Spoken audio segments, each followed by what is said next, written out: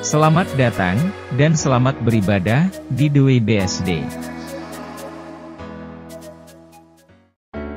Mari hadir, ibadah Minggu Raya. Sesi 1, online dan on-site service, pukul 11 siang WIB.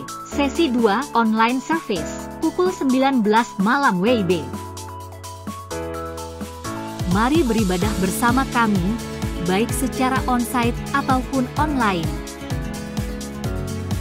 The Way mempunyai visi, menjadi gereja yang visioner dan alkitabiah.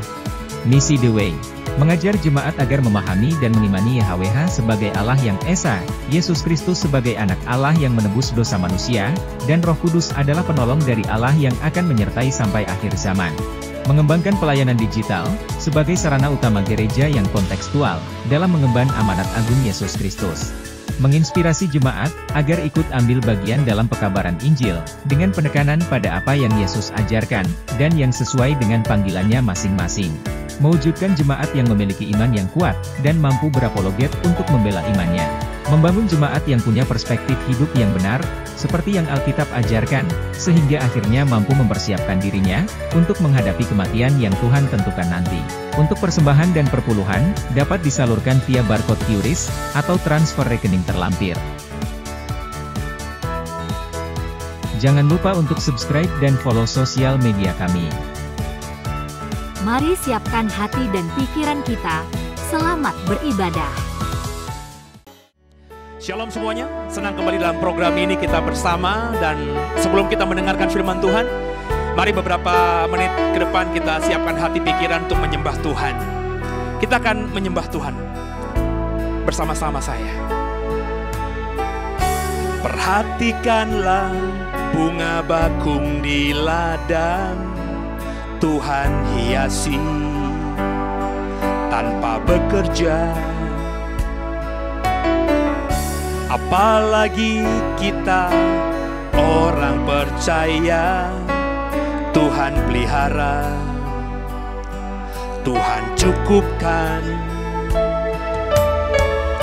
Perhatikan burung-burung di udara, Tuhan beri makan tanpa bekerja. Apalagi kita kesayangannya, Tuhan pelihara, Tuhan sediakan. Saat kau perlu, Tuhan tahu. Saat kau minta, Tuhan dengar. Saat percaya, Tuhan bekerja. Saat menangis, Tuhan tahu. Saat berdoa, Tuhan dengar. Saat bersyukur, Tuhan berkati. Kembali saudara, kita menyembah Tuhan. Haleluya. Perhatikanlah bunga bakung di ladang, Tuhan hiasi tanpa bekerja. Apalagi kita orang percaya, Tuhan pelihara, Tuhan cukupkan. Perhatikan burung-burung di udara, Tuhan beri makan tanpa bekerja. Apalagi kita kesayangannya, Tuhan pelihara, Tuhan sediakan. Saat kau perlu, Tuhan tahu. Saat kau minta, Tuhan dengar. Saat percaya, Tuhan bekerja. Saat menangis, Tuhan tahu. Saat berdoa, Tuhan dengar. Saat bersyukur, Tuhan berkati. Saat kau perlu, Tuhan tahu. Saat kau minta, Tuhan dengar. Saat percaya, Tuhan bekerja. Saat menangis, Tuhan tahu.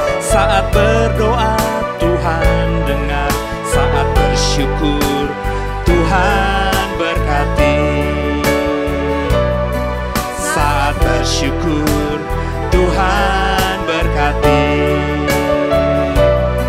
Saat bersyukur, Tuhan berkati. Mari sembah Dia, saudara. Haleluya. Kami memuji-Mu Tuhan, kami memuliakan-Mu Tuhan. Haleluya. Sebab Allah yang hidup, Allah yang berkuasa, tiada yang seperti-Mu Tuhan. Terpujilah nama-Mu. Haleluya, haleluya. Allah yang heran, Allah yang perkasa, penasehat ajaib kami, Yesus Tuhan. Tiada yang seperti-Mu. Kami memuja-Mu, menyembah-Mu, memuliakan-Mu. Haleluya. Terpujilah nama-Mu Tuhan. Kami sembah, kami agungkan, tinggikan nama-Mu. Haleluya. Terpujilah nama-Mu Yesus. Kami memuliakan-Mu Tuhan. Haleluya. Mari semua dalam hatimu, saudara, berikan pujian penyembahanmu kepada Tuhan. Dia mendengar dan Dia senang akan pujian penyembahan kita. Haleluya. Terpujilah nama-Mu Tuhan. Mari sama-sama kita nyanyikan lagu ini. Perhatikanlah bunga bakung di ladang, Tuhan hiasi tanpa bekerja. Apalagi kita orang percaya, Tuhan pelihara, Tuhan cukupkan. Perhatikan burung-burung di udara, Tuhan beri makan tanpa bekerja. Apalagi kita kesayangannya, Tuhan pelihara, Tuhan sediakan. Saat kau perlu, Tuhan tahu. Saat kau minta, Tuhan dengar. Saat percaya, Tuhan bekerja. Saat menangis, Tuhan tahu. Saat berdoa, Tuhan dengar. Saat bersyukur, Tuhan berkati. Saat kau perlu, Tuhan tahu. Saat kau minta, Tuhan dengar. Saat percaya, Tuhan bekerja. Saat menangis, Tuhan tahu. Saat berdoa, Tuhan dengar. Saat bersyukur, Tuhan berkati. Saat bersyukur, Tuhan berkati. Saat bersyukur, Tuhan berkati. Shalom semuanya, Tuhan Yesus memberkati. Haleluya. Shalom semuanya, selamat hari Minggu. Dan senang kembali kita bisa beribadah di Minggu malam ini. Saya berharap saudara semuanya juga tadi pagi atau siang sudah beribadah. Kalau saudara belum, nanti bisa ikuti ibadah kami juga yang jam 11. Saya mengajar tentang Allah di antara para Allah, saudara ya. Dan hari ini kita masih melanjutkan seri khotbah tentang perkataan dan pengajaran Yesus Kristus. Dan sebelum kita mulai, kita tadi sudah menyembah Tuhan. Saya mengajak semua untuk satu hati kita berdoa. Karena kita mau mendengarkan firman Tuhan, kita minta agar Roh Kudus tolong kita, mampukan kita bisa mengerti setiap perkataan firman yang kita mau baca dan kita mau bahas. Tundukkan kepalamu, kita doa. Bapa yang baik, terima kasih. Kami mengucap syukur kami boleh ada di minggu malam tanpa kekurangan sesuatu apapun, semua karena anugerah-Mu. Maka kami hari ini mau merenungkan firman Tuhan. Tolong kami mohon Roh Kudus mampukan kami, bukan cuma cakap jadi pendengar firman, tapi juga cakap jadi pelaku firman. Dan tolong mampukan kami juga agar ayat-ayat yang kami baca bisa keluar kebenarannya, sehingga dengan itu kami semakin memahami tentang kebenaran dan kemudian memahami tentang Allah kami semakin dalam. Ibadah kami ini kami alaskan dalam nama di atas segala nama Yesus Kristus, Anak Allah yang hidup yang sudah mengajar kami berdoa. Bapa kami yang di surga, dikuduskanlah nama-Mu, datanglah kerajaan-Mu, jadilah kehendak-Mu di bumi seperti di surga. Berikanlah kepada kami pada hari ini makanan kami yang secukupnya, dan ampunilah akan kesalahan kami, seperti kami juga mengampuni orang yang bersalah kepada kami. Dan janganlah membawa kami ke dalam pencobaan, tapi lepaskanlah kami daripada yang jahat. Karena Engkaulah yang punya kerajaan, dan kuasa, dan kemuliaan, sampai selama-lamanya. Haleluya. Amin. Mari Bapak Ibu, kita siapkan hati kita akan mendengarkan firman Tuhan, dan saya percaya firman yang ditaburkan akan memberkati setiap kita. Mari siapkan hati kita. Nats yang kita mau bahas pada ibadah minggu malam online dari The Way ini adalah Lukas 4 ayat 35. Beberapa minggu yang lalu, kita juga fokus di pasal Lukas pasal 4, Bapak Ibu ya. Dan minggu ini, dalam ibadah ini kita mau membahas ayat 35-nya. Mari bersama-sama kita membaca Lukas 4 ayat 35, demikian firman Tuhan. Tetapi Yesus membentaknya, diam, keluarlah dari dia. Setan itu pun menghempaskan orang itu ke tengah-tengah orang banyak, lalu keluar dari dia dan sama sekali tidak menyakitinya. Saya ulang lagi ya Bapak Ibu ya, Lukas 4 ayat 35.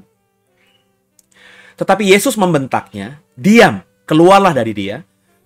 Setan itu pun menghempaskan orang itu ke tengah-tengah orang banyak, lalu keluar dari dia dan sama sekali tidak menyakitinya. Selalu saya mengingatkan saudara bahwa kalau kita mau memahami sebuah teks Alkitab, kita harus melihatnya atau menafsirkannya sesuai dengan konteksnya. Lukas 4 ayat 35 tidak mungkin ada kalau tidak kita baca Lukas 4 ayat 31 sampai 34. Ya, maka kembali kita membaca konteksnya. Kenapa Yesus berkata kepada setan, diam, keluarlah dari dia. Ya, alasannya ini. Lukas 4, 31 sampai 34, demikian firman Tuhan. Kemudian Yesus pergi ke Kapernaum, sebuah kota di Galilea, lalu mengajar di situ pada hari-hari Sabat. Mereka takjub mendengar pengajarannya sebab perkataannya penuh kuasa. Di dalam rumah ibadat itu ada seorang yang kerasukan setan. Dan ia berteriak dengan suara keras, "Hai engkau, Yesus orang Nazaret, apa urusanmu dengan kami? Apakah engkau datang untuk membinasakan kami? Aku tahu siapa engkau, yang kudus dari Allah." Nah, inilah konteksnya Bapak Ibu. Konteksnya kalau kita membaca lebih awal lagi, itu kan dalam beberapa minggu yang lalu kan kita fokus bicara soal Yesus yang ditolak oleh orang-orang Nazaret ketika dia berkhotbah di rumah ibadat di Nazaret pada suatu hari Sabat. Menolak sampai mendorong Yesus menuju ke tebing bukit dan ingin melemparkan Yesus dari tebing itu kan. Tapi Yesus tenang dan Yesus keluar dan pergi di antara mereka dan keluar dari Nazaret, dan sekarang ini kita tahu Yesus ada di Kapernaum. Jadi memang Kapernaum dan Nazaret itu kayak apa ya bahasanya? Desa sebelah lah, kurang lebih begitu ya. Jadi ya sangat dekat sekali. Kemudian juga penduduk desa Nazaret dan juga Kapernaum ya karena dekat mungkin saling mengenal. Saya yakin jumlah populasinya tidak seperti jumlah populasi orang-orang desa yang hidup di 2024 hari ini. Mungkin sangat limited ya, hanya mungkin 100 orang kali. Mungkin ya saudara ya, namanya juga tidak ada data, tidak ada bukti ya. Jadi kita hanya memperkira-kirakan saja. Mungkin cuma 100 orang kan gitu ya. Jadi kalau dengan Kapernaum mungkin ada sekitar 300 totalnya ya mainnya kan di situ-situ aja. Dan saya percaya karena dekat ya mereka mungkin juga masih punya hubungan kekerabatan yang kental sekali. Jadi kalau ada orang Kapernaum mengenali Yesus sebagai orang Nazaret, kemudian juga ada beberapa orang Nazaret mengenali orang-orang Kapernaum, itu hal yang lumrah, hal yang tidak heran. Kecuali misalnya yang bicara, "Hei, kamu Yesus orang Nazaret," itu adalah orang yang berasal dari Yerusalem mungkin. Mungkin tidak tahu karena Yerusalem dengan Nazaret kan begitu jauhnya. Untuk pertama kali nggak mungkin mengenali, tapi kalau sudah ngobrol, mungkin dari dialeknya bisa dikenal, oh ini dialek Galilea nih, dialek Nazaret. Kamu orang Nazaret ya? Ketika bercakap sekian lama mungkin baru tahu. Tapi kalau kesan pertama, nggak mungkin orang bisa menebak Yesus itu orang Nazaret kalau orang itu memang belum kenal Yesus dan berasal dari Yerusalem. Contohnya seperti itu. Yang menarik ini, Yesus kembali ada di sebuah rumah ibadat di hari Sabat. Ya, ini jadi berarti menjadi tipikal Yesus. Berdasarkan ini juga saya komitmen ketika dulu mau melayani Tuhan, saya bilang sama Tuhan, saya tidak akan pernah hari Minggu tidak di gereja. Pasti di gereja dan berusaha untuk melayani. Mau jadi apapun melayani. Jadi sepanjang usia pertobatan saya sejak 2006, 2005 sekitar itu ya. Kemudian saya dedikasikan hidup saya untuk Tuhan di 2027. Itu dari pertobatan saya sampai, bahkan kalau mau ngomong mundur mah, saya sejak belum bertobat sungguh aja, masih Kristen biasa aja, kayaknya hari Minggu ada di gereja. Kalau nggak ibadah pagi, ibadah sore. Nggak pernah kayaknya. Seingat saya ya, mungkin ada 1-2, tapi seingat saya bahkan ketika saya belum tahu hasrat untuk beribadah saja, saya sudah ada di gereja. Ya, saya berusaha untuk ada di gereja, dan ketika sudah dipanggil Tuhan, selalu berusaha hari Minggu tuh melayani apa saja. Bahkan ketika ada suatu waktu saya tidak ada pelayanan, saya melayani Tuhan di rumah ya. Dalam artian ada momen saya seminggu 2 minggu tuh tidak ke gereja ya, dalam artian ibadah minggu bersama komunitas gereja hanya via online saja. Terus saya bikin ibadah di rumah bersama anak-anak dan istri. Jadi Yesus tipikalnya begitu. Itu yang saya contoh dan berharap Bapak Ibu juga hari Minggu kesibukan apapun jangan sampai tidak ke gereja gitu ya.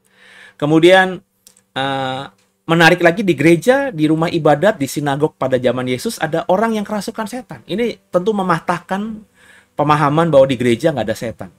di gereja nggak ada roh jahat.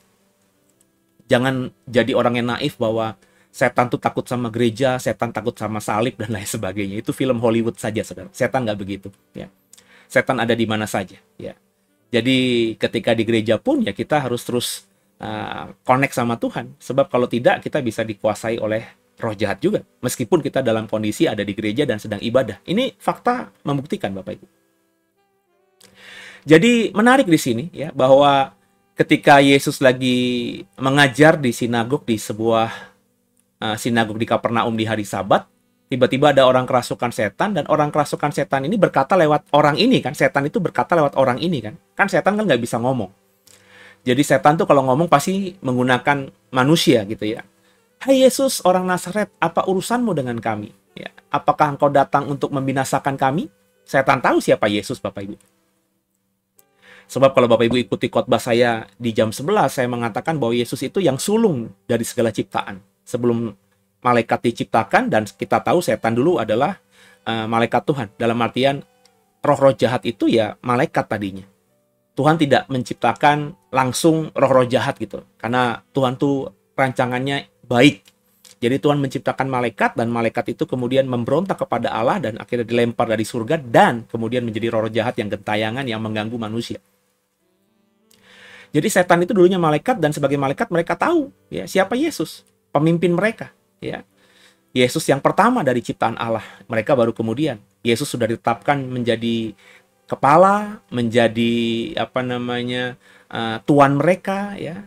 Jadi setan-setan dan roh-roh jahat ini pasti punya memori yang sangat kuat tentang siapa Yesus. Ini Yesus yang dikatakan bukan Yesus yang manusianya ya, tapi Yesus sebelum inkarnasi, karena setan dan roh jahat kan itu makhluk roh ya. Maka mereka mengenali roh yang ada dalam diri Yesus ini siapa? Roh anak Allah yang kemudian menjadi manusia. Jadi mereka berkata, "Aku tahu siapa engkau, yang kudus dari Allah." Nah ini juga menarik Bapak Ibu ya.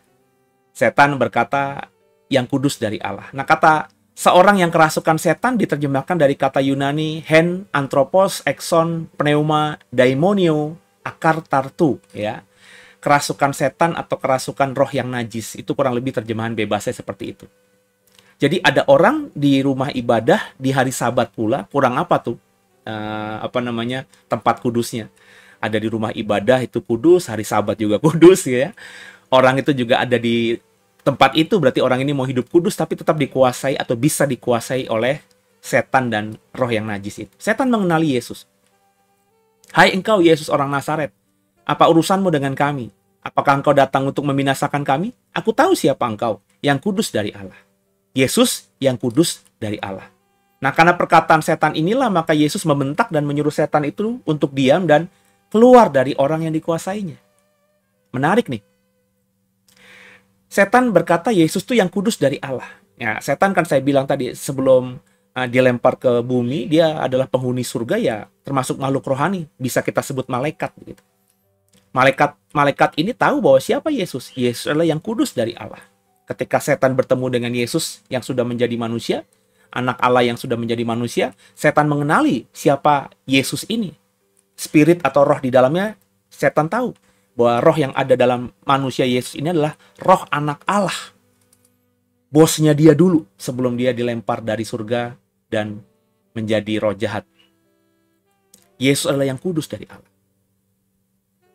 Yesus bukan Allah, kata setan. Yesus yang kudus dari Allah. Nah, ini juga menarik Bapak Ibu ya. Apakah perkataan setan ini salah?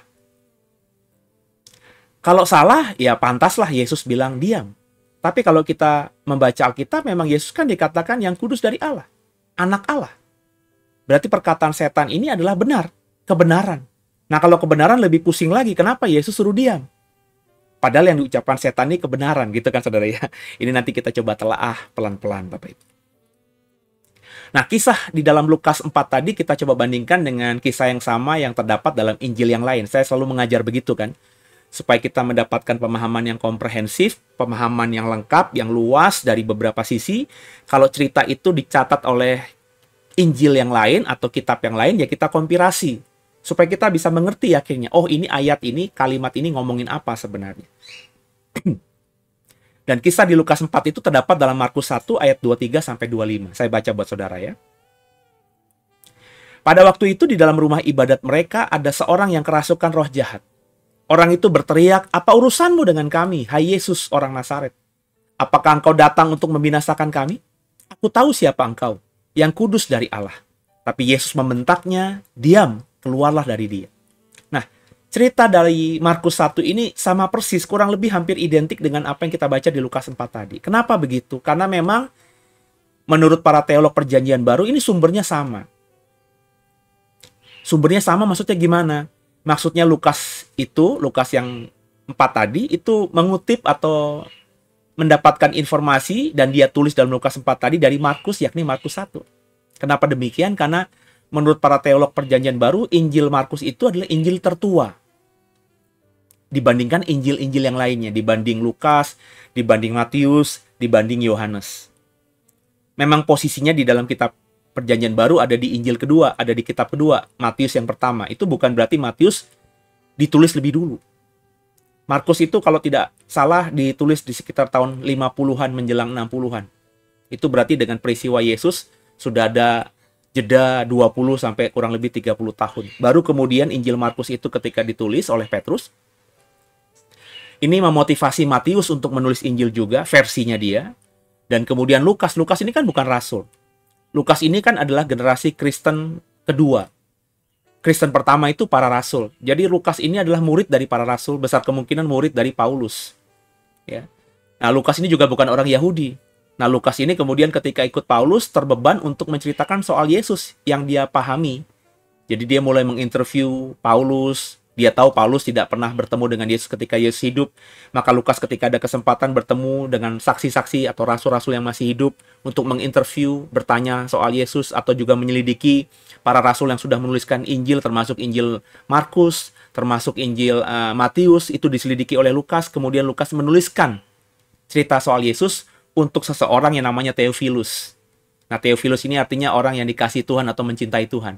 Ini orang atau sejenis akronim atau apa bahasa simbolik untuk menuju kepada orang-orang percaya. Kita nggak tahu karena ketika Lukas nulis Injil itu Kristen sudah dianggap aliran sesat oleh orang Yahudi dan juga menjadi musuh dari Kekaisaran Romawi.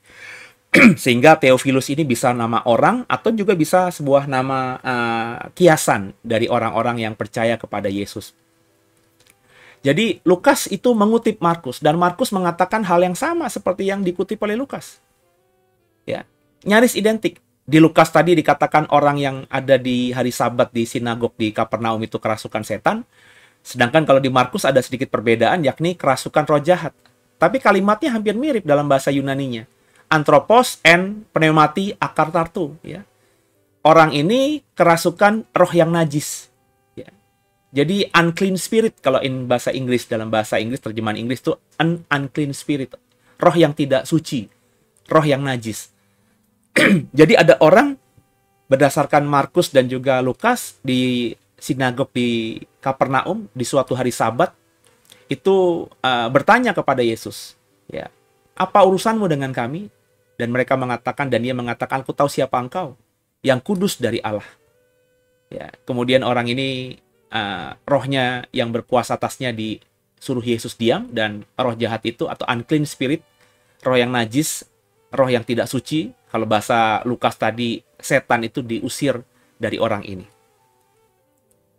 Respon dari Yesus adalah membentak si orang ini yang dikuasai oleh roh najis atau setan itu.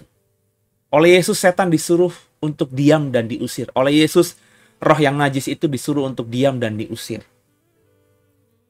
Nah, dari kisah Yesus di Kapernaum ini kita menemukan kebenaran. Dan kita mau belajar kebenaran itu. Kebenaran ini kemudian kita pegang, kita taruhkan di hati kita, dalam pikiran dan hati kita imani, supaya ke depan kita bisa mengikuti teladan kebenaran yang kita bisa baca di dalam perkataan dan pengajaran Yesus di Lukas 4 dan juga Markus 1 yang kita bahas pada ibadah minggu malam bersama The Way. Kebenarannya apa? Ya, ketika kita mengajarkan kebenaran, maka setan pasti tidak akan suka. Itu kebenaran yang harus Bapak Ibu pahami. Melayani Tuhan, mengiring Tuhan, mau menyenangkan hati Tuhan, sesuatu yang kita lakukan untuk Tuhan, itu pasti setan tidak akan suka. Itu yang harus digarisbawahi. Kita tidak berpikir negatif, tapi kita harus siapkan diri, Bapak Ibu. Bapak Ibu terpanggil untuk melayani Tuhan, dengan uang yang ada mau merintis pelayanan, dengan kemampuan yang ada mulai mau menginjil, dengan pengalaman bersama Tuhan kita mau bertobat kemudian di masa depan. Pokoknya komitmen-komitmen yang baik yang mau kita kerjakan untuk Tuhan itu setan pasti nggak suka. Dan karena setan nggak suka, Bapak Ibu harus siapkan dirimu. Jangan kita mau pergi ke medan perang, tapi kita tidak tahu resiko-resikonya. Akhirnya ketika, maafkan saya, ada peluru meleset sedikit aja, menyenggol kuping kita dan kuping kita berdarah, kita sudah traumanya luar biasa. Ya, ini bagi saya seorang prajurit yang tidak mempersiapkan dirinya ketika mau maju ke medan perang. Seorang prajurit kalau mau maju ke medan perang ya harus memahami, menyiapkan dalam diri. Resikonya mati. Mati itu enak. Ya. Karena kalau mati ya sudah selesai. Nah, resiko yang tidak enaknya tuh kalau kita misalnya kena peluru, dan peluru itu masuk ke tempat bagian yang tidak vital, tapi dalam medan tempur kita tidak bisa ditolong. Jadi untuk sekian waktu kita menderita di tengah kengerian perang, tapi ada luka dalam badan kita yang sakit sekali, tapi kita tidak bisa ditolong. Itu kan penderitaan. Kita harus mempersiapkan diri itu juga. Supaya kita paling tidak bisa langsung, kalau sudah mempersiapkan diri ya, secara logika kita tahu bahwa apa yang harus kita lakukan. Ya. Kita sudah menyiapkan mental spirit kita juga, sehingga ketika kita sedang kesakitan ya kita bisa, ya sudah paling tidak sudah pasrah. Nah, ini kan hal-hal yang harus disiapkan, Bapak Ibu. Banyak saya lihat orang-orang yang melayani Tuhan itu tidak mempersiapkan hal ini. Jadi pendeta enak jadi penginjil itu pergi misi ke daerah-daerah tuh enak banget. Gue emang suka jalan-jalan, jadi sekalian aja. Berpikirnya yang having fun aja. Nggak salah. Memang kalau kita menginjil ke pedalaman-pedalaman tuh ada kenikmatan juga ya. menikmati dunia, menikmati indahnya alam, menikmati orang-orang yang masih lugu, yang polos. Ada kesukaan, ada kesenangan. Saya pernah alami itu karena di awal-awal pelayanan saya kan seringnya ke daerah-daerah juga. Senang gitu ngeliat orang-orang di desa-desa yang polos-polos, iman Kristennya polos, ya, yang hidupnya juga polos, tidak ada niat jahat kayaknya, ramah-ramah semuanya, baik hati semuanya. Tapi kita juga harus sadar bahwa kalau kita misi ke daerah itu pasti akan berhadapan dengan orang-orang yang dikuasai setan yang tidak suka. Dan orang-orang itu bukan cuma dukun, tapi kadang-kadang juga pelayan-pelayan Tuhan juga. Yang saya nggak tahu juga kalau ada, ini dalam pengalaman saya, dalam kita melayani di daerah, ada banyak pelayan-pelayan Tuhan di daerah itu yang tidak bisa terima gitu. Yang menolak gitu. Menganggap kita saingan justru. Padahal kita tidak berniat apa-apa, cuma ingin melayani aja di daerah itu. Mestinya kan pintu terbuka ya. Ya paling tidak kalau tidak mau menerima kita para penginjil ini di gerejanya, ya tidak membentengi gitu. Sehingga kalau kita misalnya bikin persekutuan ibadah KKR di desa itu, ya pendetanya mengizinkan jemaatnya untuk ya silahkan kalau mau ikut KKR dari orang-orang Jakarta itu misalnya begitu ya. Tapi pemahaman saya ketika di masa muda dulu sering bikin KKR sederhana di beberapa daerah itu nggak semua didukung oleh gereja-gereja yang ada di daerah tersebut. Ya ini sedih aja gitu. Jadi setan nggak suka itu bukan saja memakai dukun, memakai orang kuat, memakai memang orang-orang yang bergelut dalam okultisme, tapi kadang-kadang setan juga bisa memakai orang-orang yang disebut pelayan Tuhan sekalipun. Ya kalau dia sudah tidak suka, dia sudah agak kesel, benci gitu ya sama misionaris-misionaris dari kota, dia buka celah. Kalau buka celah kan setan bisa masuk, Bapak Ibu. Saya tidak bilang pendeta-pendeta yang model begini akan dikuasai setan dan kemudian jadi hamba setan, tidak begitu. Tapi karena dia buka celah untuk at the moment, di momen itu setan bisa menguasai pikiran dan hatinya kan. Karena dia buka celah.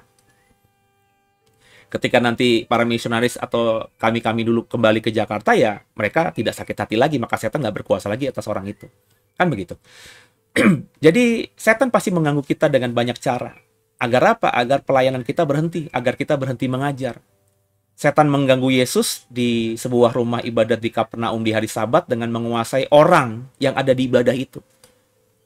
Yang bisa saja orang ini orang yang benar. Ya, orang yang berhati baik, mau beribadah, mau takut akan Tuhan. Tapi mungkin dia datang ke sinagog itu, ke rumah ibadat dengan tadi ada celah, sakit hati mungkin, lagi berantem sama istrinya mungkin, lagi berantem sama keluarganya mungkin, lagi berbuat salah mungkin. Nah, karena ada celah itu, maka setan bisa masuk dan setan bisa menggagahi tanda kutip orang ini untuk dipakai tubuh dan lidah mulutnya untuk bicara kepada Yesus. Dan ketika setan ini berkata, saya bilang tadi kata-kata yang sebenarnya baik kan. Aku tahu siapa engkau, ya. Yang kudus dari Allah. Tapi yang Yesus lakukan malah setan disuruhnya diam. Setan itu diusir dari orang itu dan akhirnya setan itu keluar. Yesus tidak memberikan setan kesempatan apapun, bahkan untuk berbicara lebih. Ini yang sudah saya jadikan bekal dalam pelayanan okultisme. Karena saya bersyukur di usia pertobatan saya yang masih muda saat itu, ketika saya sudah menyelesaikan S1 saya di usia 30-an, 30 tahun tepatnya, plus lah, pas berapa bulan gitu. Saya langsung dipercaya untuk menjadi tim gembala sebuah gereja yang besar di Jakarta, dan setahun 2 tahun kemudian saya dipercaya untuk mengkoordinir ya tim konseling pelepasan atau tim pelayanan kuasa dari gereja tersebut. Ya, itu yang saya terapkan dulu ya. Meskipun para konselor itu relatif hampir semuanya lebih senior dari saya, cuma rata-rata mereka memang tidak punya background teologi ya. Jadi punya pengalaman saja melayani sebagai konselor, sebagai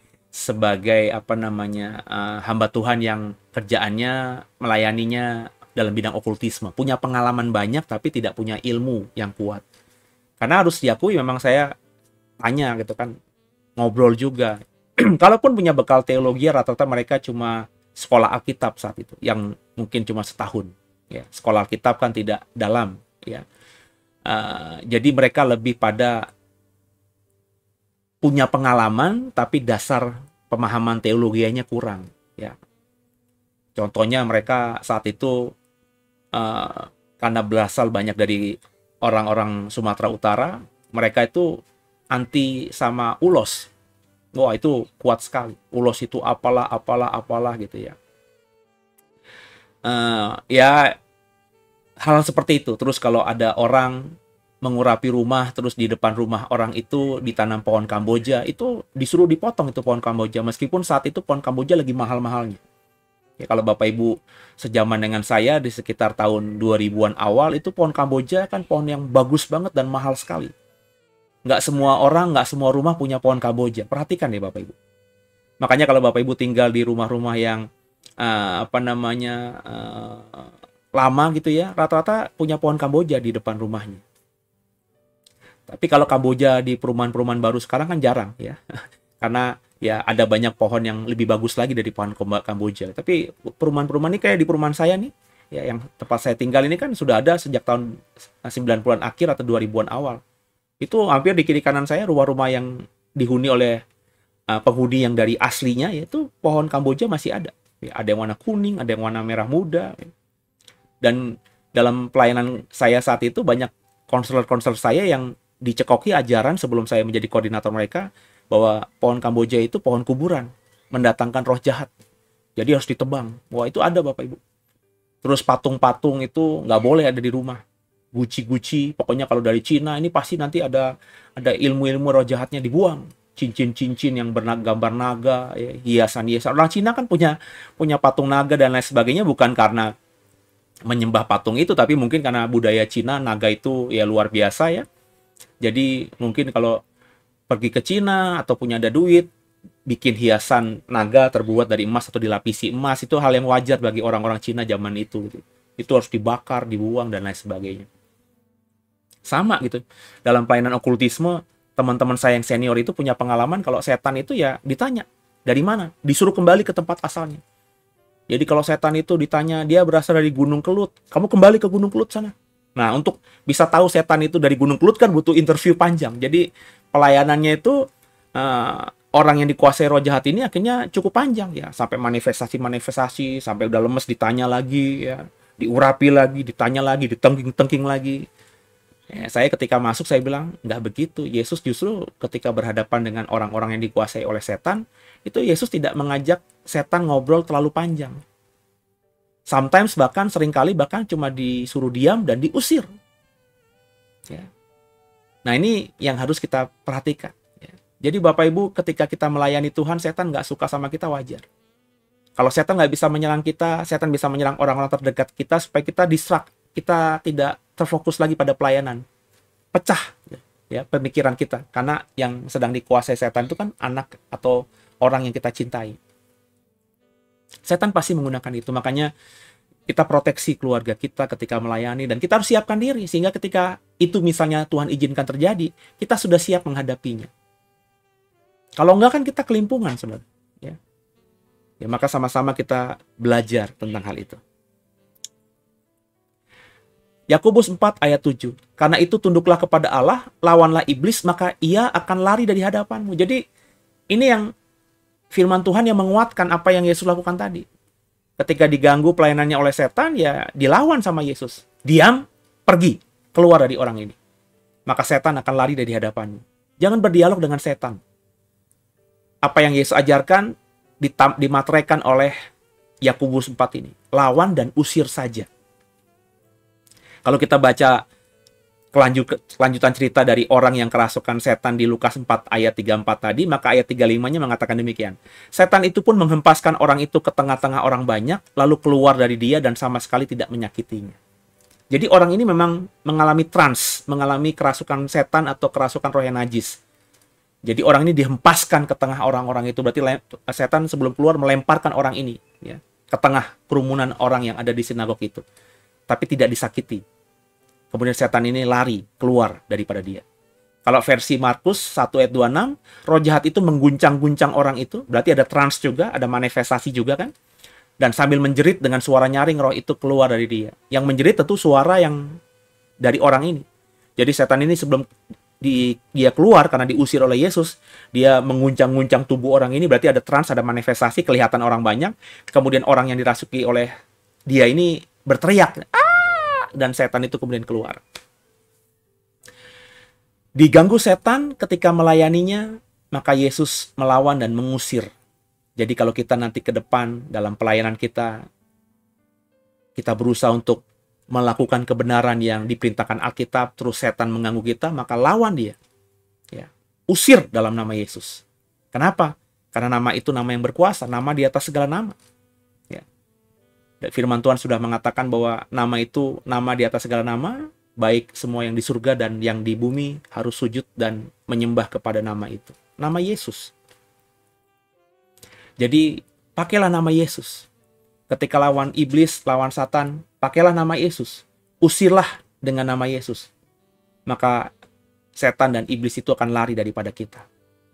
Jadi ini yang harus dikerjakan oleh setiap kita, Bapak Ibu. Ini yang harus kita siapkan juga. Supaya ke depan ketika kita menghadapi apapun, ya kita tahu bagaimana menyelesaikannya gitu. Kita menyelesaikan dengan caranya Yesus. Ketika diganggu sama setan, setannya nggak diajak ngobrol sama Yesus.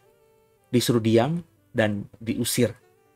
Padahal yang diucapkan setan itu pun juga hal yang benar. Kaulah yang kudus dari Allah.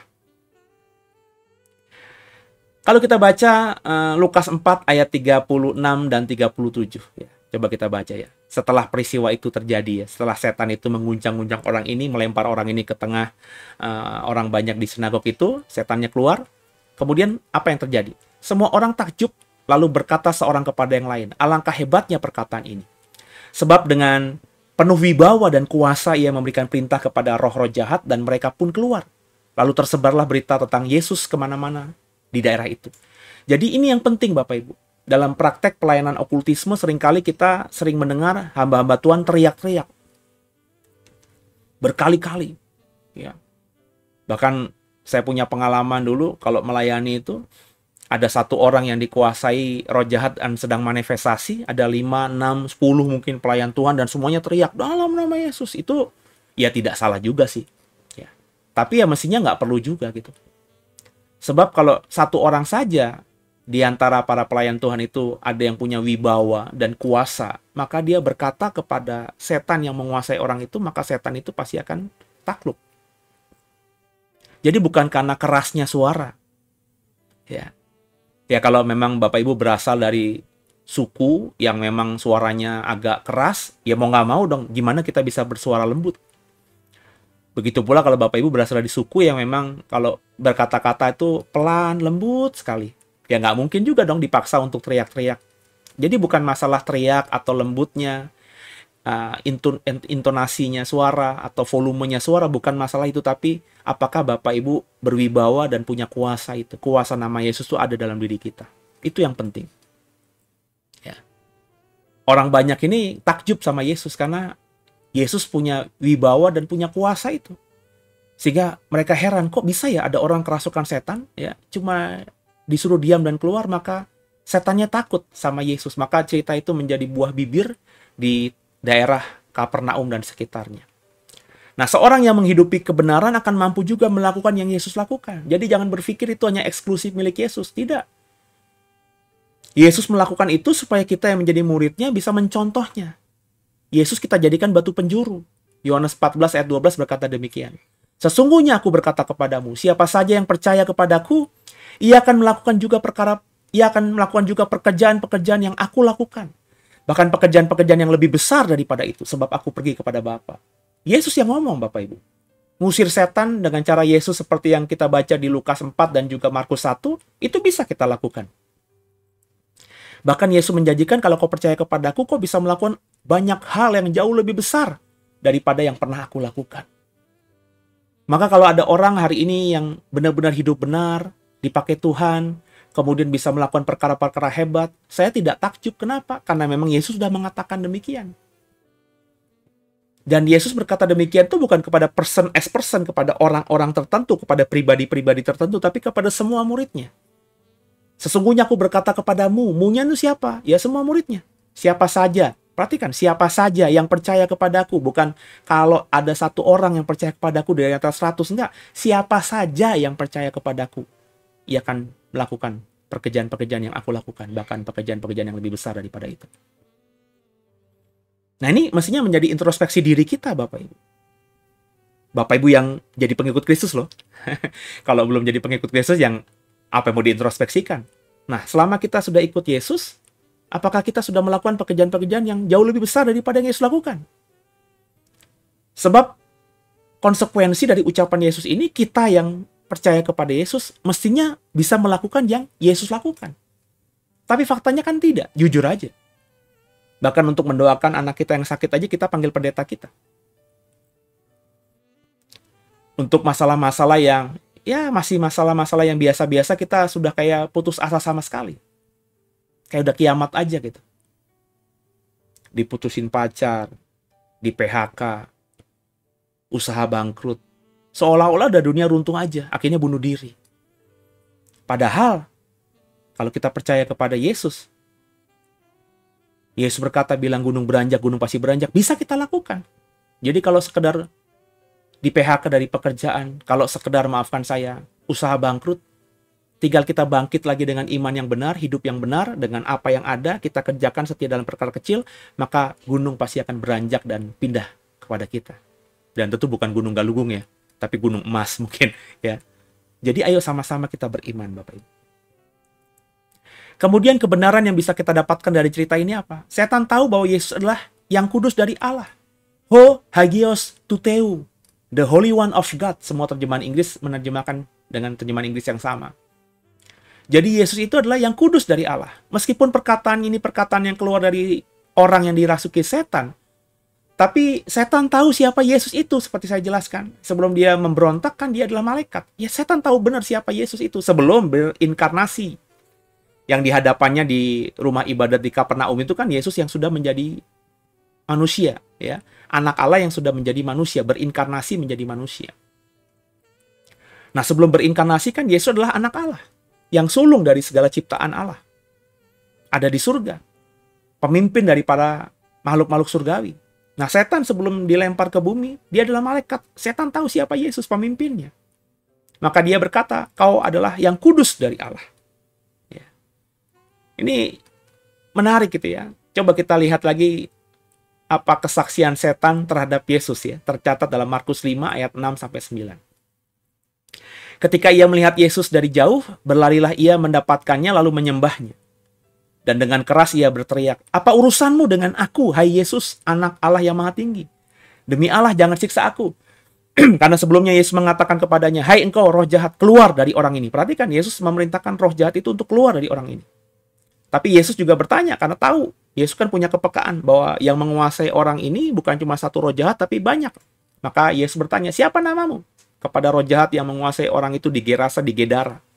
Jawabnya, namaku Legion, karena kami banyak. Jadi yang menguasai orang ini bukan satu roh jahat, tapi banyak roh jahat. Makanya tidak ada yang bisa menghandle orang ini di Gedara atau di Gerasa itu. Dan ketika orang ini yang dirasuki Legion ini melihat Yesus, dia langsung lari, dia langsung sujud, menyembah kepada Yesus, dan dengan keras ia berteriak, apa urusanmu dengan aku, hai Yesus, anak Allah yang maha tinggi? Nah, kan begitu Bapak Ibu. Legion ini berkata Yesus adalah anak Allah yang maha tinggi. Legion ini siapa? Ya roh jahat kan? Yang sebelum dia memberontak kepada Allah, dia malaikat kan. Jadi legion, roh-roh jahat ini, ketika jadi malaikat-malaikat di surga, tahu siapa Yesus. Anak Allah yang maha tinggi. Anak Allah, saya berkali-kali menekankan, anak Allah. Terminologi yang dipakai oleh Alkitab, baik itu diucapkan Yesus sendiri, diucapkan oleh banyak orang, dan juga diucapkan oleh si setan ini, Yesus adalah anak Allah. Anak Allah ya bukan Allah, Bapak Ibu. Sebab kalau memang Yesus Allah, ya apa susahnya Legion ini berkata, apa urusanmu dengan aku, hai Yesus, Allah yang maha tinggi. Selesai. Jadi meskipun perkataan dari setan, Bapak Ibu, tapi setan tahu benar siapa Yesus itu. Kata setan, kata Legion, Yesus adalah anak dari Allah yang maha tinggi. Coba Bapak Ibu, saya cuma mengetuk hati saudara aja. Kenapa Alkitab mengatakan Yesus adalah anak Allah, terus dipahami kita sebagai Allah? Alkitab mengatakan anak Allah menjadi manusia, kenapa kita bilang Allah menjadi manusia? Silakan bergumul dengan Roh Kudus. Ya. Kenapa banyak orang kemudian menghujat dan bilang saya sesat ketika saya mengatakan hal ini? Padahal yang saya katakan adalah apa yang dinyatakan oleh Alkitab.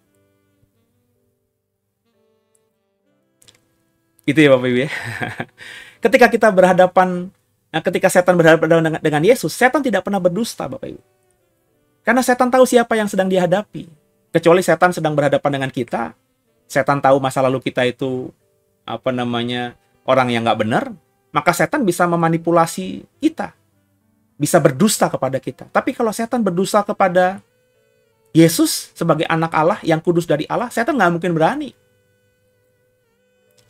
Kenapa? Ya karena kalau dia berdusta, Yesus tentu tahu sebagai makhluk roh dan sebagai yang pertama yang diciptakan Allah, pemimpin daripada malaikat dan tentunya juga roh-roh jahat yang dulunya jadi malaikat, Yesus lebih tahu karakter si roh-roh jahat ini. Maka roh-roh jahat ini, legion, setan, iblis, siapapun itu bentuknya, apapun namanya, itu nggak mungkin berani berdusta kepada Yesus. Coba bandingkan dengan perkataan setan atau iblis di padang gurun ketika mencoba Yesus 40 hari 40 malam. Dalam pencobaan kedua, kita baca ya. Lalu berkatalah kepadanya, jika engkau anak Allah, jatuhkanlah dirimu ke bawah sebab ada tertulis. Kan ini setan membawa Yesus ke bubungan bait Allah kalau tidak salah ya. Kemudian menyuruh Yesus untuk menjatuhkan diri. Karena kata setan, kalimatnya begini. Mengenai engkau, ia akan memerintahkan malaikat-malaikatnya, dan mereka akan menerima engkau di atas tangannya supaya kakimu jangan terantuk pada batu. Kamu loncat aja lah. Kan ada firman yang mengatakan bahwa nanti malaikat-malaikat akan menatang engkau. Ya, sehingga kakimu bahkan bukan saja kau jatuh, kakimu terantuk batu pun tidak bisa. Itu memang setan berkata demikian dalam Yohanes 14 ayat 12. Apakah setan berbohong? Tidak. Yang saya kasih warna agak tebal di Yohanes 14 ayat 12 itu perkataan setan. Dan setan mengutip, copy paste, mengutip benar Mazmur 91 ayat 11 sampai 12. Ini iblis atau setan mengutip persis Alkitab. Coba kita baca ya, Mazmur 91 ayat 11 12. Sebab malaikat-malaikatnya akan diperintahkannya kepadamu untuk menjaga engkau di segala jalanmu. Mereka akan menatang engkau di atas tangannya supaya kakimu jangan terantuk kepada batu. Perhatikan. Tidak ada ayat, kalimat, kata yang dipelintir oleh setan ketika dia mengutip Alkitab untuk ditujukan kepada Yesus ketika setan atau iblis berhadapan dengan Yesus. Setan tuh nggak mungkin berani berdusta sama Yesus lah. Sebab setan tahu siapa Yesus. Ya. Dan setan tahu siapa Yesus karena setan memang mengenal Yesus. Yesus tuh yang kudus dari Allah. Yesus itu anak dari Allah yang maha tinggi. Nah, ketika setan mengungkapkan siapa Yesus yang sebenarnya, Yesus tuh yang kudus dari Allah, anak Allah yang maha tinggi. Mengapa Yesus dalam cerita-cerita di beberapa ayat di kitab Injil itu, kenapa Yesus malah menyuruhnya diam dan kemudian mengusir setan? Ini kan harus dipahami dan juga didalami Bapak Ibu. Setan ngomong bener nih, kau tuh kan yang kudus dari Allah, dosa nggak? Salah nggak? Enggak. Kau itu kan anak Allah yang maha tinggi, bener nggak? Bener. Ya. Saya sudah konfirmasi tadi dalam sebuah percakapan iblis dengan Yesus di pencobaan padang gurun. Iblis mengutip benar Mazmur 91, tidak dipelintir sama sekali. Tidak sedang berniat memakai ayat Alkitab untuk menjebak Yesus. Memang ayatnya berkata demikian. Maka saya berani menyimpulkan tadi setan kalau di hadapan Yesus nggak mungkin berani berdusta. Jadi ketika setan berkata bahwa Yesus adalah yang kudus dari Allah, itu benar.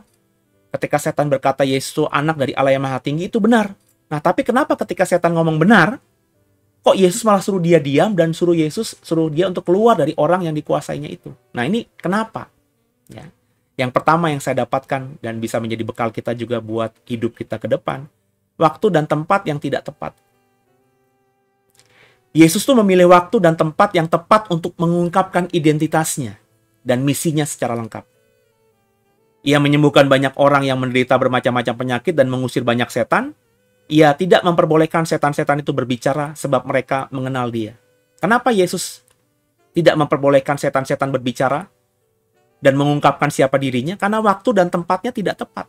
Kalau kita baca tadi, itu masih di awal-awal pelayanan Yesus. cerita Lukas 4, cerita Markus 1, itu kan Yesus baru dari Nazaret. Kalau kita membaca dari Markus 1 dan juga Lukas 1, kan Yesus baru dibaptis, kemudian dari baptis dia ke padang gurun, terus ketika selesai dari padang gurun dia dengar bahwa Yohanes Pembaptis itu ditangkap sama Herodes, kemudian dia mengasingkan diri kemana? Ke Galilea, ke kampung halamannya lagi, ke Nazaret, ditolak di Nazaret, ke Kapernaum, kan begitu ceritanya. Jadi masih awal-awal pelayanan. Dan Yesus tidak mau setan iblis itu mengungkapkan jati dirinya, padahal dia masih punya misi yang harus dikerjakan yang diberikan oleh Bapa kepadanya. Orang baru melayani, terus sudah disingkapkan jati dirinya. Ya tentu nanti goal dari misi yang diberikan Bapa itu menjadi tidak lengkap, tidak komprehensif. Itu yang saya dapatkan. Kenapa Yesus menyuruh setan diam ketika setan mengungkapkan kebenaran? Karena waktunya tidak tepat.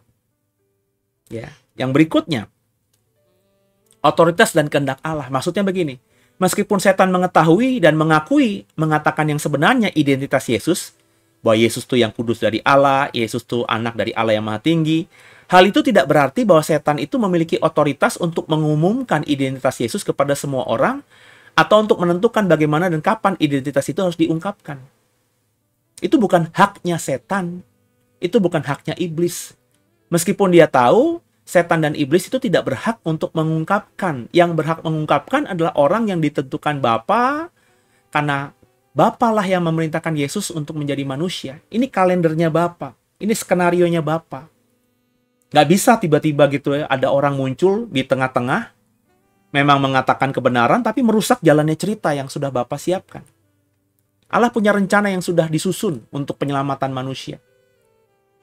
Dan penyingkapan identitas Yesus sebagai anak Allah, yang kudus dari Allah, harus terjadi sesuai dengan rencana Allah ini.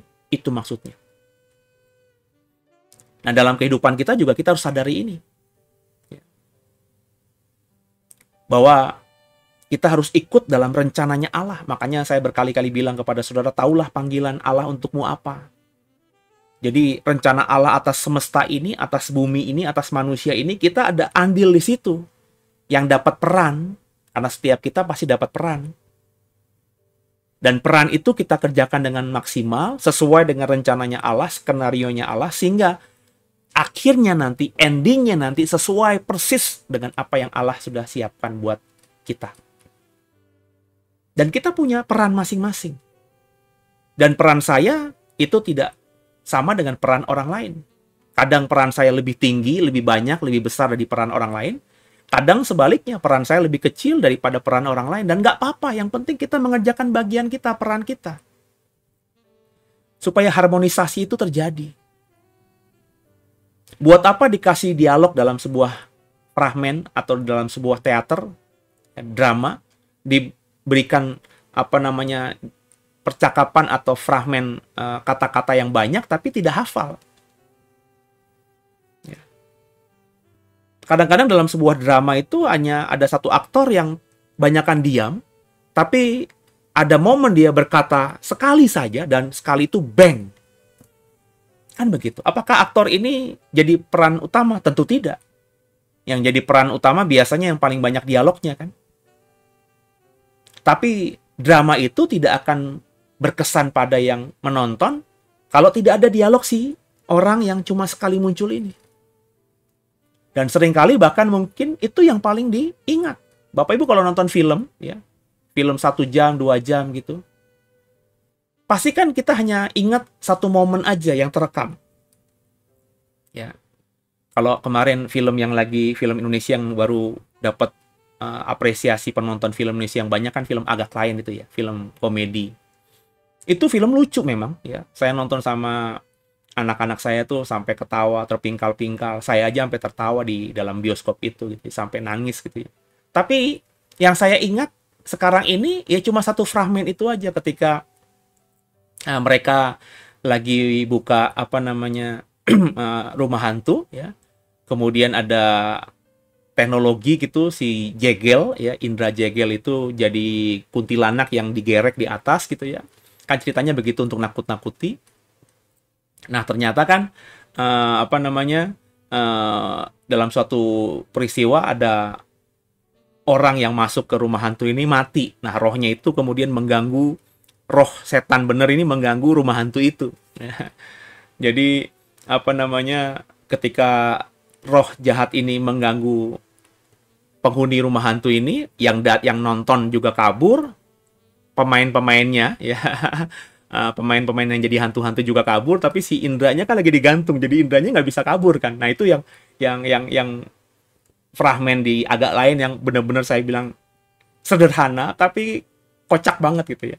Saya sampai sekarang kalau ngebayangin aja sampai geli-geli sendiri, padahal tuh film udah beberapa bulan yang lalu saya tonton kan. Ya cuma itu yang saya ingat ya. Kalau sepintas ya, kalau saya merem lagi ya ada lah yang beberapa fragmen-fragmen di film itu yang saya ingat, tapi yang paling berkesan itu, yang paling lucu, yang paling beng menurut saya itu ya. Nah, sama saudara kan ya. Jadi jangan merasa minder kalau misalnya kita itu punya peran yang kecil gitu. Sebab dalam rencananya Allah, kalau kita tidak ambil bagian dalam peran yang kecil ini, ya rencana Allah tidak jadi sempurna gitu. Nah, iblis itu berusaha untuk merusak rencana Allah. Makanya Yesus yang dia berkata, aku hanya berkata apa yang Bapa perintahkan. Berarti Yesus berkata kepada iblis, diam, keluar dari orang ini, itu perintah Bapa. Nangkep ya Bapak Ibu ya? Kenapa? Karena Bapa nggak mau rencananya, skenarionya bagi keselamatan umat manusia itu dirusak oleh si iblis ini. Kemudian juga ketika Yesus membentak orang yang dikuasai oleh setan dan roh najis ini, itu menunjukkan otoritas atas roh jahat kan? Yesus menunjukkan kekuasaannya atas setan dan roh jahat. Hal ini penting ditunjukkan oleh Yesus karena saat itu setan sedang menguasai diri seseorang. Jadi menunjukkan kepada orang banyak, setan memang bisa menguasai orang tertentu. Tapi aku kuasanya lebih dari setan. Jadi don't worry. Kalau kau dikuasai setan, pakai namaku, maka setan akan lari daripadamu. Jadi inilah alasan Yesus menyuruh setan itu diam dan keluar, Bapak Ibu. Karena memang belum waktunya merusak rencana Allah, dan juga bukan otoritas dan haknya si setan untuk berkata demikian. Ya, maka kita harus ikuti waktunya Tuhan. Kalau hari ini kita kok kayaknya belum berhasil secara bisnis, ya ikuti aja waktunya Tuhan. Yang penting kita buat yang terbaik, kita lakukan yang terbaik, nggak menjolimi orang, nggak curang, nggak cheating sama orang. Kita bersyukur senantiasa. Ikuti aja, ya. Ada waktunya Tuhan nanti. Dan saya yakin waktunya Tuhan bukan kecelakaan tapi damai sejahtera. Jadi dari perkataan yang kita baca dari Lukas 4 ayat 34, bahwa Yesus berkata kepada orang yang kerasukan setan itu, diam kepada setan dan keluar dari orang ini. Ini Yesus sedang mengajarkan bahwa jika kita berhadapan dengan setan dan iblis, kita tidak boleh kompromi. Apalagi nggak boleh takut gitu. Setan tuh pasti takluk dalam nama Yesus, Bapak Ibu. Maka milikilah wibawa dan otoritas kuasa nama Yesus itu. Caranya apa? Ya hiduplah seperti Yesus. Orang sembarangan tuh nggak bisa, Bapak Ibu, pakai nama Yesus. Meskipun nama itu punya kuasa, tapi orang sembarangan yang orang ini tidak sama sekali hidup dalam Yesus. Orangnya hidup sehari-harinya brengsek, berbuat dosa. Nggak mungkin bisa pakai nama Yesus itu sehingga nama Yesus itu berkuasa gitu. Bapak Ibu pernah lihat, pernah baca anak-anak Skewa kan? Anak-anak imam Skewa. Yang berusaha untuk mengusir setan pakai nama Yesus seperti yang dilihatnya dari para rasul. Tapi justru setan-setan menggagahi, memperkosa anak-anak Skewa ini sehingga mereka lari telanjang. Jadi ini anak-anak Skewa ini bukan anak-anak biasa, anak-anak imam. Berarti mereka juga imam-imam muda. Mereka terkesan dengan apa yang dilakukan oleh rasul-rasul yang mengusir setan dengan nama Yesus. Kemudian mereka mengusir setan dengan nama Yesus. Padahal mereka tidak hidup dalam Yesus. Mereka anak-anak imam. Imam Yahudi tentunya. Yang tentu tidak percaya kepada Yesus. Tapi mereka sok-sokan pakai nama Yesus itu. Sehingga mereka akhirnya digagahi, diperkosa oleh setan dan mereka lari telanjang. Jadi tontonan banyak orang. Bayangin, imam yang kudus lari telanjang dilihat orang banyak. Wibawa mereka jatuh. Benar-benar nggak bisa lagi dihormati sebagai seorang imam. Maka nggak sembarangan kita memakai nama Yesus. Tapi bukan berarti kita harus takut dengan nama itu, nggak. Asal kita hidup benar saja. Hidup seperti Kristus. Jadikan Yesus sebagai batu penjuru kita. Ku mau sepertimu Yesus, disempurnakan selalu. Itu kita hidupi. Nah kalau kita hidupi demikian, maka kita akan punya otoritas itu. Dan kalau kita sudah punya otoritas itu, ketemu setan dalam bentuk apapun, jangan dikompromikan, jangan diajak ngobrol. Lawan, usir dari hadapan kita. pakai nama Yesus itu, maka dia akan lari daripada kita. Nah, jika kita hidup di dalamnya, di dalam nama Yesus itu, maka kita bisa melakukan perkara yang jauh lebih hebat, jauh lebih luar biasa daripada yang pernah dilakukan oleh Yesus sendiri. Itu perkataan Yesus dalam Yohanes 4 tadi. Kita akan bisa melakukan hal-hal yang jauh lebih besar daripada yang aku lakukan. Jadi, kita belajar dari perkataan Yesus, diam keluarlah daripadanya. Ini perkataan Yesus kepada setan, yang mengganggu dia, menginterupsi dia ketika Yesus sedang mengajar orang-orang di sebuah sinagog rumah ibadat di Kapernaum di hari Sabat. Maka jangan biarkan setan atau iblis mengganggu pelayanan kita. Kalau mereka mengganggu, lawan, usir dalam nama Yesus. Supaya nama itu ketika kita ucapan berkuasa, maka siapkan dirimu. Hidup yang benar. Hidup seperti Yesus. Melayani Bapa seperti Yesus melayani Bapanya. Kalau momennya tiba diizinkan Tuhan kita berhadapan dengan setan iblis, maka kuasa nama Yesus itu ketika kita ucapkan akan berkuasa. Setan iblis akan lari dari hadapan kita. Kita akan bisa melakukan yang Yesus lakukan. Dan ketika kita terus setia kepada Yesus, bahkan hal-hal yang tidak pernah Yesus lakukan akan bisa kita lakukan. Semuanya untuk hormat kemuliaan Bapa di surga. Semoga diberkati, dan saya mengajak semua untuk tundukkan kepala kita doa. Bapa, kami mengucap syukur, kami diingatkan pada ibadah malam ini untuk mengerti perkataan dan pengajaran Yesus. Ketika Yesus berkata kepada orang yang kerasukan setan, khususnya Yesus berkata kepada setan yang menguasai seseorang dengan diam, keluarlah dari orang ini. Kami belajar bahwa memang dalam pelayanan setan iblis pasti nggak suka. Dan kalau setan iblis mengganggu pelayanan kita, maka bagian kita adalah mengusir dia. Yang Yesus lakukan, suruh iblis itu diam dan diusir. Yesus tidak berikan kesempatan iblis untuk banyak bicara.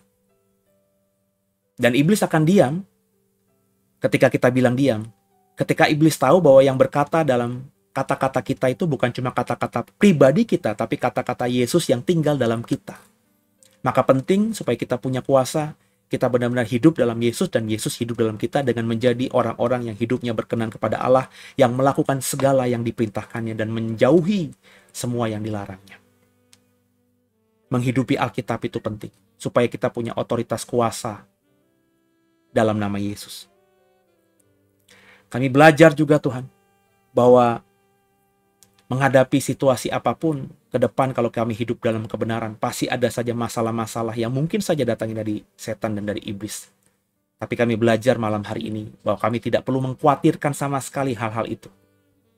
Sebab kami punya nama di atas segala nama, nama Yesus. Yang kalau kami pakai dengan iman dan benar, maka nama itu akan berkuasa luar biasa. Setan iblis akan takluk terhadapnya. Terima kasih buat kebenaran yang kami terima. Roh Kudus mampukan kami sekali lagi bukan cuma cakap jadi pendengar, tapi cakap jadi pelaku firman. Dan atas kebenaran yang sudah kami terima, kami mau belajar memberikan persembahan syukur kami yang terbaik. Ini merupakan minggu pertama di bulan yang baru, bulan Mei. Beberapa kami ingin mengembalikan persepuluhanmu kepada Tuhan lewat gereja Due ini Tuhan. Maka sucikan, kuduskan persepuluhan kami ini, agar benar-benar berkenan kepada Tuhan, dan bisa dipakai untuk memperbesar kerajaan surga lewat pelayanan Due ini. Beberapa kami ingin memberikan persembahan syukur kami, persembahan mingguan kami, persembahan korban kami kepadamu. Maka sucikan rupiah kami ini juga Bapa, sehingga setiap taburan yang kami berikan kepadamu lewat mendukung pelayanan di gereja ini, persembahan ini akan berlipat ganda dan kemudian bisa jadi berkat, dan kami pun akan menuai apa yang sudah kami tabur ini. Kami siap memberi yang terbaik, berharap sungguh setiap persembahan kami ini seperti dupa yang harum dan menyenangkan hatimu. Itulah kerinduan kami di sepanjang sisa hidup kami ini. Hidup kami bisa menyenangkan hati Bapa. Haleluya. Bapak Ibu, sebentar nanti ada nomor rekening dari gereja, ada juga QRIS. Bapak Ibu bisa menabur persembahan atau mengembalikan persepuluhanmu kepada Tuhan, mengucap syukur kepada Tuhan lewat The Way dengan nomor rekening dan QRIS itu. Dan apa yang kau tabur itu yang kau tuai, dan ukuran yang kau pakai untuk mengukur itu akan diukurkan kembali kepada kita. Selamat memberi. God bless you.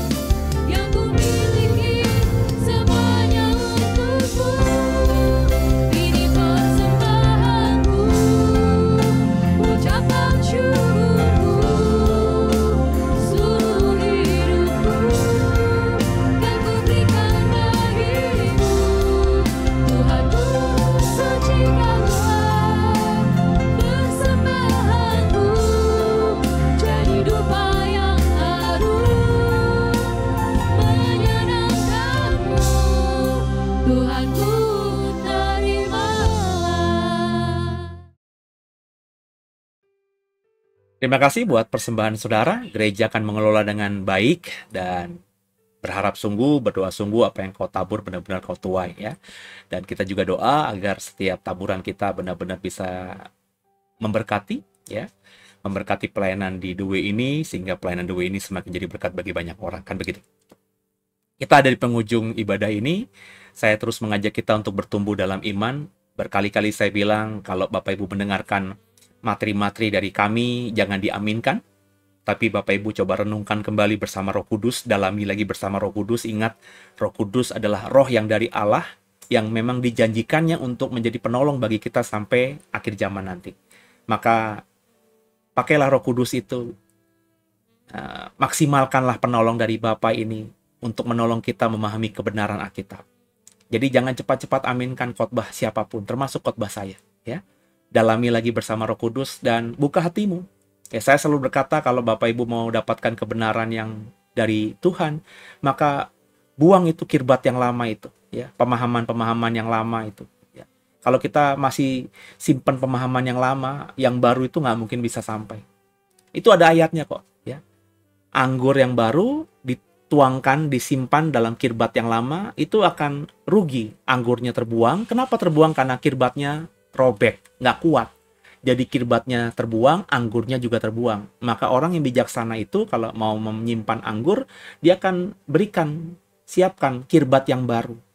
Jadi ketika anggur itu dituangkan dalam kirbat yang baru, anggurnya tersimpan, kirbatnya juga utuh, dan bisa kita gunakan nanti untuk kemudian hari.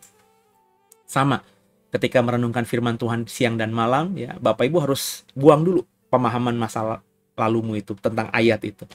Kalau tidak, kau tidak akan pernah dapat rema. Percayalah sama saya melakukan ini, sehingga akhirnya pemahaman kita hari demi hari tentang Alkitab semakin dalam, semakin bertambah, dan semakin benar, seperti yang memang Bapak kehendaki. Gitu ya saudara ya. Dan saya berdoa sepanjang minggu ke depan, semua saudara diberkati Tuhan. Untuk itu, di akhir acara, di akhir ibadah ini, saya mengajak Bapak Ibu juga terus aktif belajar ya. Kami dari Senin sampai Senin ada pengajaran-pengajaran di channel YouTube The Way ini. Itu semua terbuka untuk umum. Kami juga punya membership di mana saya tepatnya mengajar ya tentang akhir zaman. Lagi ada materi soal neraka setiap hari Kamis. Itu hanya bisa dilihat, ditonton oleh orang-orang yang jadi membership. Bayar membershipnya murah Bapak Ibu, cuma 19.000 sekian per bulan. Kemudian juga ada sekolah Alkitab di setiap Jumat dan Sabtu. Itu juga videonya ada di YouTube, tapi nggak bisa ditonton kecuali Bapak Ibu jadi member dari sekolah Alkitab. Itu biayanya juga murah, nggak sampai 50.000 per bulan. Saya lagi mengajar soal Roh Kudus, ya sudah seri ke-20, ya sudah cukup panjang lebar. Jadi Bapak Ibu ayo mau belajar bersama saya. Kalau Bapak Ibu berdoa dengan Roh Kudus dan Roh Kudus berkata apa yang saya ajarkan itu tulus dan benar, monggo belajar bersama. Sebab nggak mungkin Bapak Ibu bisa mendapatkan apa yang saya pahami hanya dari mendengarkan khotbah hari Minggu, ya. Karena terlalu dalam, terlalu banyak yang saya pahami yang saya harus bagikan kepada saudara, dan lewat beberapa platform tadi saya berikan, ya. Semoga Bapak Ibu merespon dan sama-sama kita saling menajamkan satu dengan lainnya, sehingga kita bukan cuma berkumpul di bumi, tapi juga nanti berkumpul dalam kerajaan Bapa, yakni Yerusalem baru, langit baru, bumi baru, di mana Yesus nanti kita akan bisa temui muka demi muka. Gitu saudara ya. Yuk tundukkan kepala, kita doa agar kita di minggu ini diberkati Tuhan. Mengucap syukur, kami sudah beribadah di hari pertama di minggu yang baru, di malam ini. Kami belajar dari perkataan dan pengajaran Yesus yang kalimatnya diam, keluarlah daripadanya. Kami belajar hari ini dari Yesus bagaimana Yesus kami, Tuhan dan Juru Selamat kami ini berhadapan dengan iblis. Dan kami sekarang ini punya kuasa itu, dan kami tidak boleh takut lagi terhadap iblis, dan kami mau menghadapi iblis dengan cara yang Yesus sudah lakukan 2000-an tahun yang lalu. Kami pasti bisa melakukan yang Yesus lakukan, karena itu janjinya. Kalau kau percaya kepadaku, kau kan bisa melakukan apa yang kulakukan, dan bahkan perkara-perkara yang tidak pernah kulakukan. Nggak ada yang mustahil bagi setiap orang yang percaya kepada nama di atas segala nama, nama Yesus Kristus. Itu yang mau kami imani, itu yang mau kami hidupi. Berkati Indonesia, agar Indonesia semakin dalam damai, sejahtera, sukacita yang dari surga. Berkati dunia ini Tuhan, juga agar dunia ini mengalami damai, sejahtera, para pemimpin yang keras sehingga mengakibatkan perang, lembutkan hatinya, berikan roh pertobatan kepada mereka semua, agar bisa menjadi pemimpin yang bijaksana, sehingga tidak ada korban manusia yang mati sia-sia karena keputusan-keputusan yang mereka ambil. Terakhir Tuhan, kami mau serahkan hidup kami di minggu ini. Kami percaya kalau kami sudah memulai hari pertama di minggu yang baru dengan mencari dulu kerajaan Allah dan kebenarannya, maka sepanjang sisa minggu ini dari Senin sampai ketemu nanti di hari Sabtu mendatang kami diberkati. Hari Kamis nanti juga kami akan beribadah, kenaikan. Kami doa agar kami semua bisa beribadah dengan sungguh, dan akhirnya kami juga mendapatkan kebenaran dari ibadah yang kami lakukan kepadamu. Terakhir, ampuni salah dosa kami. Yesus Kristus, Kaulah Tuhan Juru Selamat kami yang hidup. Ke dalam tangan-Mu lah kami serahkan tubuh, jiwa, roh kami. Nggak ada yang lain, hanya Kau, pemilik hidup kami. Maka kami dedikasikan hidup kami hanya kepadamu, Yesus. Pakailah kami sesuka-suka. Biji mata Tuhan, arahkan hati, dan terimalah berkat dari surga. Seperti Yahweh memberkati Abraham, Ishak, dan Yakub, berkat yang sama kita terima dalam nama, di atas segala nama, nama Yesus Kristus. Kita semua dijadikannya kepala, nggak pernah jadi ekor, naik nggak pernah turun. Apa yang kita kerjakan dibuatnya berhasil. Dan minggu ini, minggu pertama di bulan Mei ini, akan menjadi minggu yang penuh berkat buat setiap kita. Diberkati luar biasa dahsyat dalam kasih Tuhan, dalam anugerah Tuhan. Dan kita akan jadi berkat bagi banyak orang. Pulanglah, bawalah damai, sejahtera, sukacita yang daripada Allah Bapa, yang kita terima lewat anaknya Yesus Kristus. Yang semua itu bisa kita nikmati karena pertolongan dari Roh Kudus. Semua itu akan menyertaimu mulai malam hari ini sampai nanti Maranatha, ketika Yesus Kristus menjemput kita di awan-awan kemuliaan dan membawa kita semua masuk ke langit baru, bumi baru, ke Yerusalem yang baru, tempat kita semua di dalam kekekalan bersama-sama dengan Yesus yang siap diberkati. Katakan dengan iman, dengan sungguh, amin. Terpujilah nama Allah. Sampai jumpa dalam ibadah minggu sore mendatang. Kita akan terus belajar soal perkataan dan pengajaran Yesus. Dan kalau Bapak Ibu tadi belum mengikuti ibadah yang jam 11, saya tadi mengajar soal Yahweh di antara para Allah. Kalau Bapak Ibu pernah belajar, sempat terguncang imannya soal budaya Sumeria. Budaya Sumeria ini meninggalkan mitologi yang bercerita soal penciptaan dan juga air bah dan banyak hal yang mirip dengan Alkitab. Padahal menurut arkeologi, budaya Sumeria itu lebih tua daripada budaya Alkitab, budaya orang Ibrani. Maka banyak orang terguncang imannya dan akhirnya berkata Alkitab itu ternyata tidak orisinil. Alkitab itu hanya mengkopi atau menyalin dari budaya mitologi Sumeria.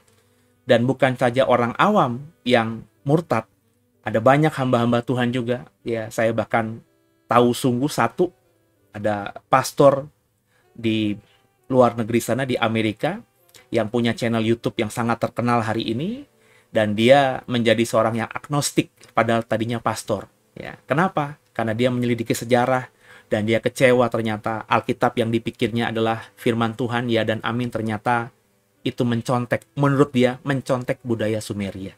Mitologi tentang penciptaan, mitologi-mitologi tentang Allah yang mirip dengan apa yang dia bacanya di Alkitab. Benarkah demikian? Saya akan mengajar itu buat saudara. Sekali lagi, kalau saya mengajar, saya tidak akan menjadikan dasar ajaran saya dari luar Alkitab. Saya orang yang konsisten, hanya mengajarkan apa yang Alkitab katakan. Jadi kalau kau mau tahu, apakah budaya Ibrani, bahasa Ibrani, atau Allahnya orang-orang Israel itu sama saja dengan Allahnya orang-orang yang beragama lain, maka ikuti ibadah jam 11, karena tadi sudah dimulai, Bapak Ibu bisa ikuti, dan Bapak Ibu akan temukan jawabannya.